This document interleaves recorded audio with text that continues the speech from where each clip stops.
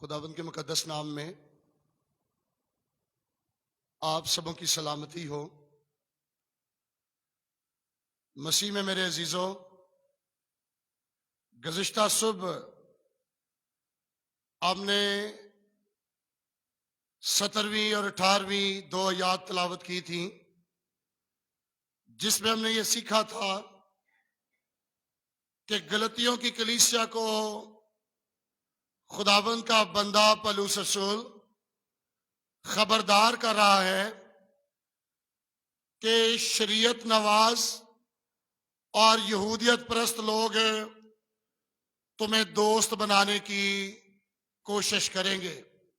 وہ اپنا جوش اور اپنا جذبہ اس کام میں دکھائیں گے کہ تمہیں دوست بنائیں، اور اس میں وہ نیک نیتی سے آپ کو اپنے دوست نہیں بنائیں گے، بلکہ وہ تمہیں خارج کروانا چاہیں گے فضل کی انجیل میں سے۔ اور یہ جو ہے اچھی بات نہیں، دوست بنانا اچھی بات ہے، لیکن اگر نیک امر میں دوست بنائے جائیں۔ اور چونکہ خداوند کے بندہ مقدس پالوس رسول کو یہ علم تھا کہ جو لوگ مسیحی غیر قوموں سے آئے ہیں، انہیں یہودی مسیحی جو ہیں وہ پہلے شریعت کے متحد کرنا چاہتے ہیں، تاکہ وہ پہلے موسیٰ کی شریعت کے متحد کریں۔ تو یہ پالوس رسول کو علم تھا، اسی لیے پالوس 19ویں آیت میں کہتا ہے، اے میرے بچوں، تمہاری طرف سے مجھے پھر جننے کے سے درد لگے ہیں۔ اے میرے بچوں یا میرے چھوٹے بچوں، پالوس اپنے آپ کو گلتیا کی کلیسیا کا باپ سمجھتے ہوئے اپنے اندر اس احساس کو جو ہے وہ محسوس کر رہا ہے کہ کہیں دوبارہ ان لوگوں کو مسیح میں پیدا نہ کرنا پڑے۔ وہ ان کے اس احساس کو اپنے اندر لے رہا ہے، اور پولس جانتا تھا کہ ان میں سے مسیح کی تشکیل کا وہ کام اس وقت تک مکمل نہیں ہوگا جب تک وہ یسوع مسیح پر پورا بھروسہ، پورا ایمان، پورا یقین نہیں کر لیتے کہ یسوع ہی ہماری نجات کے لیے کافی ہے۔ جب تک وہ یہ یقین نہیں کر لیتے کہ خداوند یسوع مسیح کی قربانی ہماری نجات کے لیے سفیشنٹ ہے، کافی ہے، ہمیں اس کے علاوہ دیگر اعمال کے اوپر، دیگر رسومات کے اوپر بھروسہ نہیں کرنا چاہیے۔ اور میرے عزیزو، مسیح کون میں تشکیل پانا جو خیال ہے، اگر آپ میرے ساتھ دیکھیں رومیو کا خط، اس کا 8واں باب اور اس کی 29ویں آیت، تو آپ کو یہ بات واضح ہوگی۔ رومیو 8واں باب اور 29ویں آیت میں اس طرح سے مرقوم ہے، لکھا ہے، کیونکہ جن کو اس نے پہلے سے جانا، ان کو پہلے سے مقرر بھی کیا کہ اس کے بیٹے کے ہم شکل ہوں، تاکہ وہ بہت سے بھائیوں میں پلوٹا ٹھہرے۔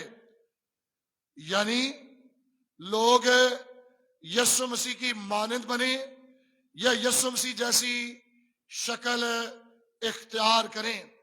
اور یہاں پر اے میرے بچوں، اے چھوٹے بچوں، یہ کہہ کر گلتیا کی کلیسیا کو مقدس پولس رسول نے مخاطب کیا ہے۔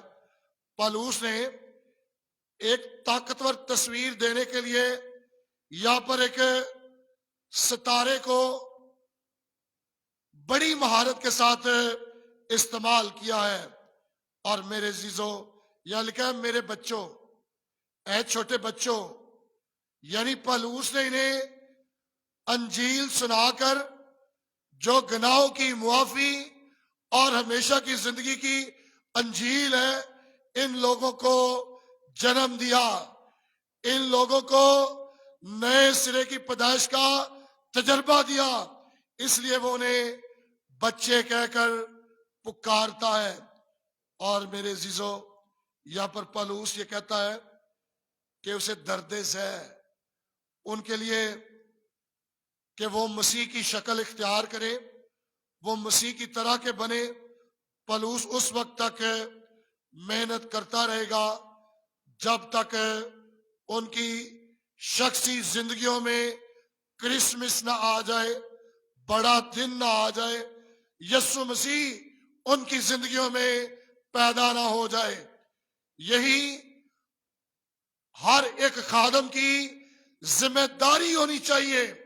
جو پالوس ایک درد محسوس کر رہا ہے کہ وہ کہتا ہے کہ مجھے تمہارے لیے جننے کے سے درد لگے ہیں، اور وہ یہ چاہتا ہے کہ گلتیا کی کلیسیا کے لوگوں کے اندر فردن فردن یسوع مسیح کرسمس کے طور پر آئے، بڑے دن کے طور پر آئے اور ان کی زندگیوں میں پیدا ہو۔ اور یہ بائبل میں خدمتوں میں سے سب سے خوبصورت ایک خدمت کا نمونہ ہے۔ رسول یا خادم کے جو لبوں سے کلام گرتا ہے، جو کلام آپ سنتے ہیں، یہ کلام آپ کے دلوں میں داخل ہوتا ہے، اور جب یہ کلام داخل ہوتا ہے تو روح القدس اس کلام کو ایک رنگ دیتا ہے، اور وہ رنگ یہ ہے کہ آپ ایمان کا پھل لائیں۔ اس طریقے سے ہر مسیحی کا پاسٹر اس کے لیے ایک باپ جیسی حیثیت رکھتا ہے، جو اپنے سننے والوں کے دلوں میں مسیح کی شکل کو پیدا کرنا چاہتا ہے، جو چاہتا ہے کہ اس کے سننے والے مسیح کی مانند بن جائے، جو یہ چاہتا ہے کہ ان کے دلوں میں یسوع پیدا ہو جائے۔ اور میرے عزیزو، وہ اپنے درد کو جننے کے درد یا پیدا کرنے کے درد کے ساتھ تشبیہ دے رہا ہے۔ اس سے پہلے کہ ان کی تبدیلی کے وقت جب وہ پیدا ہوئے تھے، جب انہیں انجیل سنائی گئی تھی، انہوں نے یسوع مسیح کو قبول کیا تھا۔ اب دوبارہ جب وہ فضل کی خوشخبری سے پیچھے ہٹے ہیں، جب وہ جھوٹے استادوں کی تعلیم کے پیچھے لگ گئے ہیں، جب انہوں نے نجات کو ایمان کے بغیر شریعت کے مال پر بھی بھروسہ کرنے یا شرط رکھنے پر ملحوظ کر لیا ہے، جیسے آج بھی لوگ رسومات کو، بپتسمے کو، گوتے کو نجات کہنے کی، توبہ کہنے کی کوشش کرتے ہیں، بالکل تب بھی لوگ یسوع مسیح کی قربانی پر ایمان کی بجائے پسپائی میں جا رہے تھے، پیچھے جا رہے تھے۔ اور پالوس ان کا اس بات میں درد محسوس کرتا ہے، اور ایسا سخت درد جیسے کوئی بچہ جننے کا درد محسوس کرتا ہے۔ اور آج لوگ سمجھوتا کرنے میں، بائبل کی تعلیمات پر کمپرومائز کرنے میں کس قدر جلدی کرتے ہیں، اور یہاں تک کہ لیڈرز بھی۔ اور حالانکہ لیڈرز کو چاہیے کہ وہ بائبل کے ایمان پر، بائبل کی تعلیمات پر فکر کریں اور بائبلی ایمان پر کھڑے رہیں۔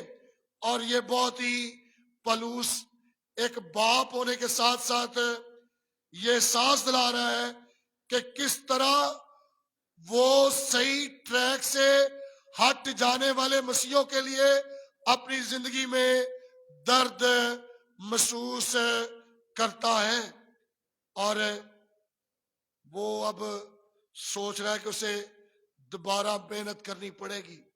اسے لگتا ہے محنت کی ہوئی اب بے فائدہ ہو جائے گی. پہلی بار اس نے اس کلیسیا کو جنم دیا، کلام سنا کر ان کو جیتا. اب وہ چاہتا ہے کہ یہ دوبارہ حقیقی معنوں میں یسوع کی مانند بنے، یسوع جیسی شکل اختیار کرے، یسوع جیسا مزاج ان کی زندگیوں میں آئے، اور یہ مکمل طور پر اپنی نجات کا بھروسہ، ایمان یسوع مسیح پر کریں. اور میرے عزیزو، وہ یہاں پر کہتا ہے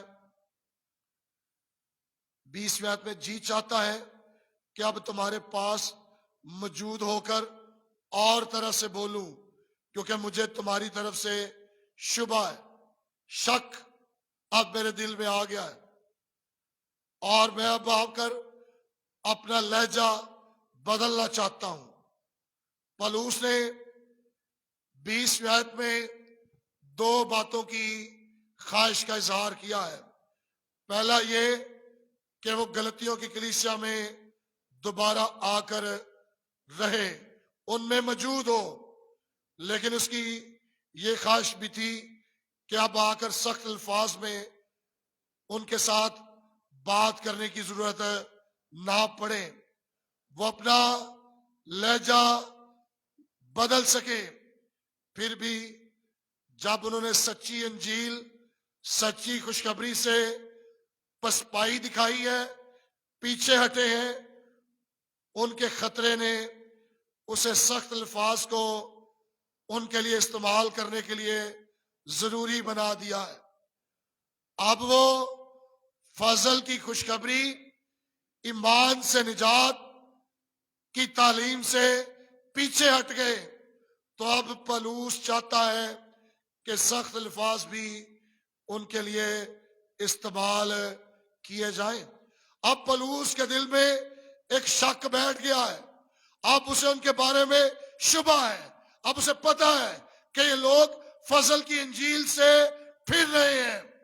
اور ان کا یہ رویہ، جس کے بارے میں پولس نے 4 باب کی 12ویں آیت سے لے کر 20ویں آیت تک لکھا ہے، اس میں اس نے کلیسیا کے لوگوں کے لیے پاسٹر کے رویے کے اصول لکھے ہیں.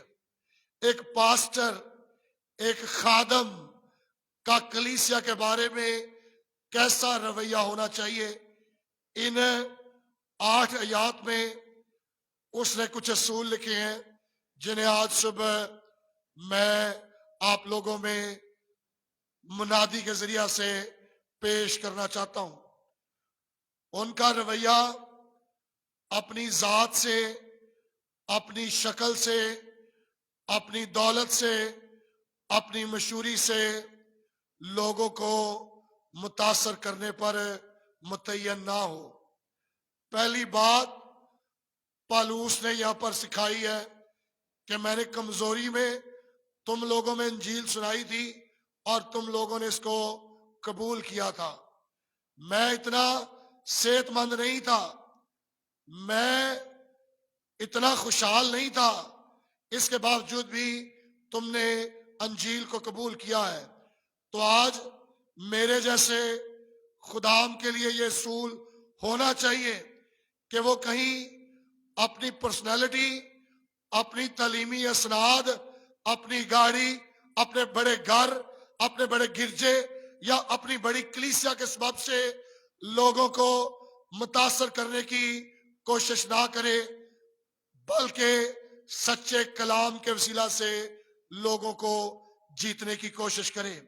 اور دوسری بات جو خادم کی زندگی میں نظر آنی چاہیے وہ یہ ہے کہ وہ انجیل کی تعلیمات کے ساتھ اور بائبل کے ایمان کے ساتھ وفادار ہونا چاہیے، تاکہ وہ کلام کی سچائیوں کو ایز اٹ از، جیسے لکھی ہوئی ہیں، بطور گواہ ویسے ہی پیش کرے، نہ کہ اپنی مشن، اپنی آرگنائزیشن کے لیے اس کی غلط یا الٹی تشریحات کے ذریعہ سے اپنے فائدے کے لیے یا اپنی مشن کے فائدے کے لیے بائبل کا استعمال کرے۔ اور میرے عزیزو، خادموں کو خدمت کے ذریعہ سے ہر وقت قربانی دینے کے لیے تیار ہونا چاہیے۔ اور چوتھی بات، وہ اپنی زندگی میں خود غرضی نہ رکھیں، بلکہ اپنے لوگوں سے، کلیسیا سے گہری محبت کا اظہار کریں۔ جیسے پولس یہ کہتا ہے کہ مجھے پھر جننے کے سے درد لگے ہیں، میں تمہاری فکر کرتا ہوں۔ اور ایسی گہری محبت خداوند کی کلیسیا اور بیڑوں کے لیے خداوند کی زندگی میں ہونی چاہیے۔ اور محض شور شرابہ یا جوش نظر نہیں آنا چاہیے، بلکہ اچھی چیزوں کے لیے، اچھی تعلیم کے لیے جو بالکل بائبل کے مطابق ہو، اس طرح سے آپ جوشیلے نظر آئے۔ اور آخری بات کہ آپ لوگوں میں یسوع کو دیکھنے کی خواہش اپنی زندگی میں رکھیں، تاکہ آپ کے لوگوں کا مزاج یسوع جیسا بنے، لوگ یسوع کے ہم شکل ہوں۔ اور یہ 6 چیزیں آج غلطیوں 4 باب کی 12ویں آیت سے 20ویں آیت تک میں جو ایک خادم کی خدمت کے اصول ہونے چاہیے، میں اپنی زندگی میں بھی لینا چاہتا ہوں۔ آپ تمام مسیحیوں کی زندگی میں جو آنے والے وقت میں اپنے بچوں کو خدمت کے لیے ڈیووٹ کریں، وہ ضرور ان اصولوں کو اپنے بچوں کی زندگیوں میں دیکھیں۔ خدا مجھے اور آپ کو